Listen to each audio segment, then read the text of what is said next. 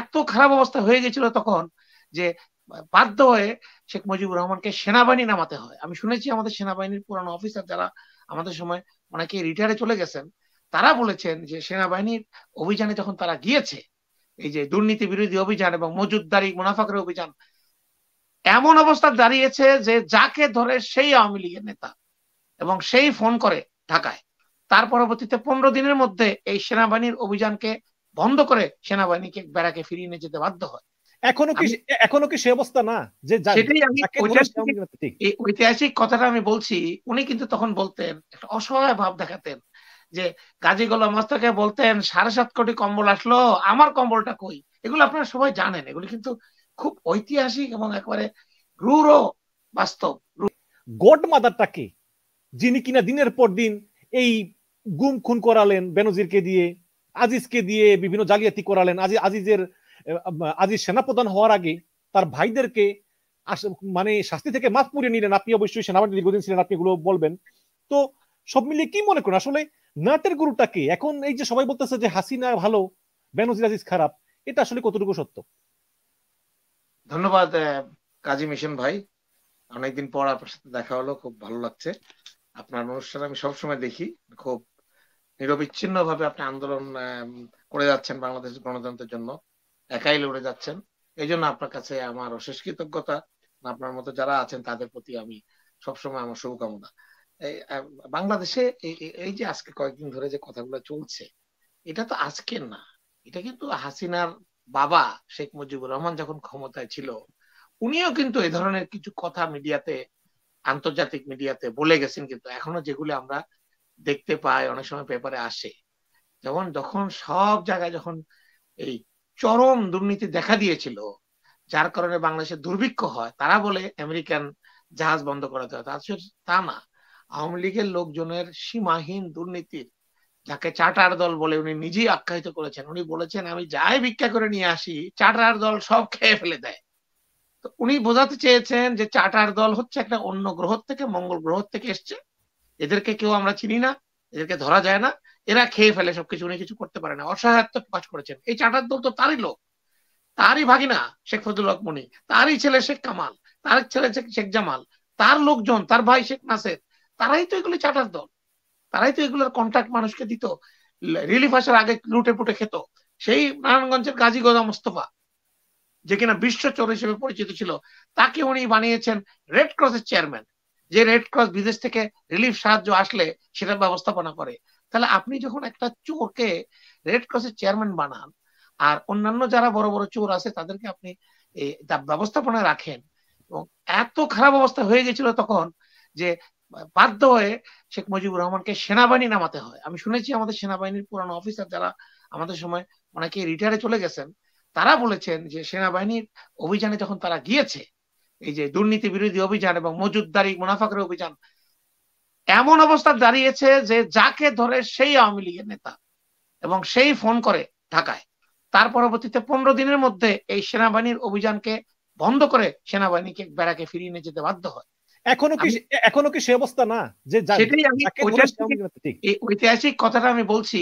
উনি কিন্তু তখন বলতেন, একটা অসহায় ভাব দেখাতেন যে গাজী গোলাম মোস্তফাকে বলতেন 7.5 কোটি কম্বল আসলো, আমার কম্বলটা কই। এগুলো আপনারা সবাই জানেন, এগুলো কিন্তু খুব ঐতিহাসিক এবং একেবারে রূঢ় বাস্তব, রূঢ় ইতিহাস। কেন উনি এগুলি বলতেন? উনি মানুষকে বোঝাতে চাইতেন যে আমি হলাম অসহায়, আমি একটা ভালো মানুষ, আমি একটা 5 ওয়াক্ত নামাজ পড়ি, আমি একজন মুসলমান, কিন্তু আমার সাথে যারা আছে সব হলো দুর্নীতিবাদ। আজকে তার মেয়ে বাপের আর অন্য কিছু ফলো করুক না করুক, এই পলিসি সে খুব ভালো ফলো করে। আমরা দেখতে পাচ্ছি গত 15 বছরে। আমি যদি আর্থিক দুর্নীতির কথা একটু পরে বলি, আমাদের যে গণতন্ত্র ব্যবস্থার মধ্যে যে দুর্নীতি, বিভিন্ন প্রতিষ্ঠানকে ধ্বংস করার জন্য আমাদের দুর্নীতি, এই দুর্নীতির মধ্যে তো কোনো একেবারে কারো কোনো সন্দেহ নাই। বিনা ভোটে, রাতের ভোটে, ডামি ভোটে, যে কোনো উপায়ে তারা ক্ষমতায় থাকতে হবে তাকে। এর জন্য যদি মানুষ মেরে ফেলতে হয়, গুম করতে হয়, খুন করতে হয়, বিরোধী দলের নেত্রীকে মিথ্যা মামলায় বছরের বছর জেলে রাখতে হয়, আমাদের মতো যারা বাংলাদেশের গণতন্ত্রের কথা বলে আমাদেরকে দেশের বাইরে নির্বাসিত রাখতে হয়, 15 বছর ধরে বেশি যেতে পারি না, স্থাবর অস্থাবর সম্পত্তি আমাদের বাজেয়াপ্ত হয়ে যায়, আপনার হচ্ছে সেম অবস্থা। তাহলে এটাতে তো কার লাভ হচ্ছে? শেখ হাসিনার লাভ হচ্ছে, তারই তো ক্ষমতা থাকছে। এবং সাথে বেটে মিশে। দেশে যেতে পারেন নাই, পারবেনও না। গতকালকে শেখ হাসিনা সংসদে বলেছেন যে সাইবার পুলিশ গঠন করবে আপনাদের জন্য, যারা বিদেশে বসে। আচ্ছা রাজু ভাই, বুকে হাত দিয়ে বলতে পারি ভাই, কোনোদিন সোশ্যাল মিডিয়াতে একটা কথা মিথ্যা বলি নাই। এখন আওয়ামী লীগ যদি কুকাম করে আমরা এগুলো বলি, এটা কি মিথ্যা কথা হয় বলেন তো? অবশ্যই না, আমরা মিথ্যা কথা বলার তো প্রশ্নই আসে না। মিথ্যা কথা বলে মানুষ কোনোদিনও 10 বছর 15 বছর ধরে কোনো আন্দোলন করতে পারে না, পত্রিকা চালাতে পারে না। এটা একদিন না একদিন প্রকাশ হয়ে যায়। আমরা সত্যের পক্ষে আসি, এই জন্য আমাদের উপর নির্যাতন। ঠিক আছে, আমরা হয়তো জীবদ্দশায় বাংলাদেশ আর দেখতে পারবো না, কিন্তু আমরা মনে প্রাণে চাই, শেষ মুহূর্ত পর্যন্ত, শেষ নিঃশ্বাস পর্যন্ত আমরা চাই যে বাংলাদেশের মানুষ মুক্ত হোক, বাংলাদেশের মানুষ পরাধীন না থাকুক, তার স্বাধীনতা পাক।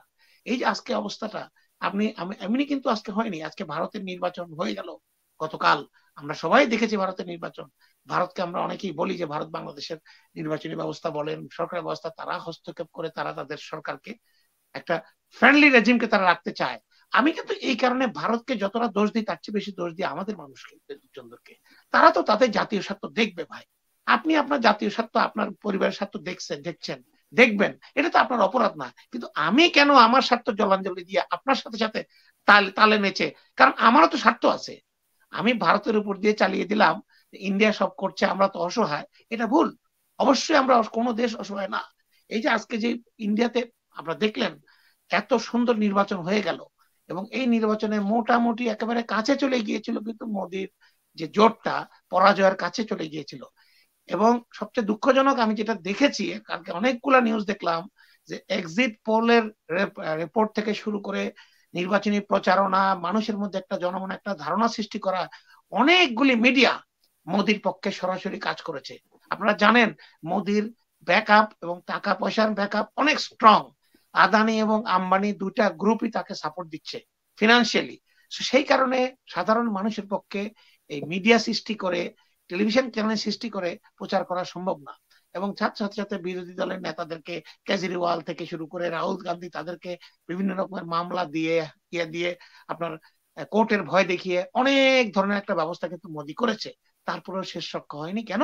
তাদের নির্বাচনী ব্যবস্থাটা সলিড, মানুষ ভোট দিতে পারে এবং মানুষ ভোট দিয়ে ক্ষমতা পরিবর্তন করতে পারে। আমাদের বাংলাদেশে কি ভারত সেটা করতে দেয়? কেন ভারত সেটা করতে দেয় না? আজকে ভারতের জনগণকে আমরা জানাতে চাই যে আমরা আপনাদের বিরোধী না, আমরা ভারতের জনগণ টু জনগণের কানেক্টিভিটি চাই। কিন্তু তা তো আপনাদের সরকার নীতির কারণে আজকে দুই দেশের জনগণ দুই মেরুর বাসিন্দা হয়ে গেছে, পাশাপাশি দেশ, একজন একজনকে পছন্দ করে না। কেন? এটাই হাসিনা সরকার তার ক্ষমতা থাকার জন্য। একটা কথা যে ওই যে একটা আপনার অনেক আগে একটা গল্প শুনেছিলাম, খলিফা বোধহয় হারুনুর রশিদের সময় একটা বাচ্চাকে নিয়ে দুই মহিলা কোর্টে খুব বিতণ্ড হচ্ছে, দুইজনেই বলছে যে এটা আমার বাচ্চা, ছোট্ট একটা বাচ্চা 1 বছরের। এখন এটা নিয়ে কোনোভাবে সমাধান করা যাচ্ছে না যে এটা কার বাচ্চা। খলিফার সামনে তাকে নেওয়া হলো, খলিফা বললেন এটা কার বাচ্চা? আমার বাচ্চা। ওকে জিজ্ঞেস করে, ও বলে আমার বাচ্চা। উনি বললেন ঠিক আছে, এটা সমাধান তো এভাবে হবে না, এই বাচ্চাটাকে 2 টুকরো করে দুজনকে দিয়ে দাও। সাথে সাথে এক মহিলা বলে উঠলো, না না না না না না, আমার এই বাচ্চাকে 2 টুকরোর দরকার নাই, এই বাচ্চা আমার বাচ্চা না, এটা ওই মহিলার বাচ্চা, ওকে দিয়ে দেন। তখন খলিফা বললেন, এই মহিলা যে বলেছে মেরেন না, এই হলো আসল মা। কারণ একটা মা কখনো তার বাচ্চাকে যে কোনো অবস্থাতে 2 টুকরা করে হত্যা করা হোক সে চাইবে না। সে দরকার তার বাচ্চাকে পরিত্যাগ করবে, বাচ্চাকে ছাড়া সে থাকবে, কিন্তু সে চাইবে তার বাচ্চা বেঁচে থাকুক। আজকে বাংলাদেশের শেখ হাসিনা সরকার কেন আজকে এইসব কথা ওঠে? দেশ বিক্রি করার কথা, দেশের স্বার্থ জলাঞ্জলির কথা। কারণ এই বাচ্চাটা তার না, এই বাচ্চাটা অন্য একজনের বাচ্চা। সে দাবি করছে তার বাচ্চা, এটাকে ভোগ করার জন্য সে দাবি করছে, এর থেকে সুবিধা নেওয়ার জন্য। এই বাচ্চা যেসব মুক্তিযোদ্ধা, জিয়া রহমান সহ যারা মুক্তিযুদ্ধ করেছেন, মুক্তিযুদ্ধের জন্য স্ত্রী পরিবার সন্তানকে পরিত্যাগ করে একটা অনিশ্চিত যাত্রায় মৃত্যু চলে গেছেন, তাদের বাচ্চা এটা। শেখ হাসিনা ঢাকা ধানমন্ডিতে 32 নম্বরে 1500 টাকা ভাতা, পাকিস্তানি সেনাবাহিনীর ভাতা নিয়ে ওনারা ছিলেন, বাজার টাজার করে খেতেন, সিএমএস এ আর্মির গাড়িতে করে জয় তখন ওনার পেটে চিকিৎসা নিতেন। আর ওনার বাবা পশ্চিম পাকিস্তানে তথাকথিত জেলে ছিলেন, উনি কোনো জেলে ছিলেন না, উনি একটা বাসায় গৃহবন্দী ছিলেন, এবং ওখানে ওনার খাবার দাবার সবকিছু ব্যবস্থা ছিল। এই কারণে ওনারা এই বাচ্চাটা ওনাদের বলতে করতে পারেননি। ওনারা মনে করেন এটা আরেকজনের বাচ্চা, এটাকে কাটলে কি মারলে কি, আমাদের সুবিধা পাইলে হইলো।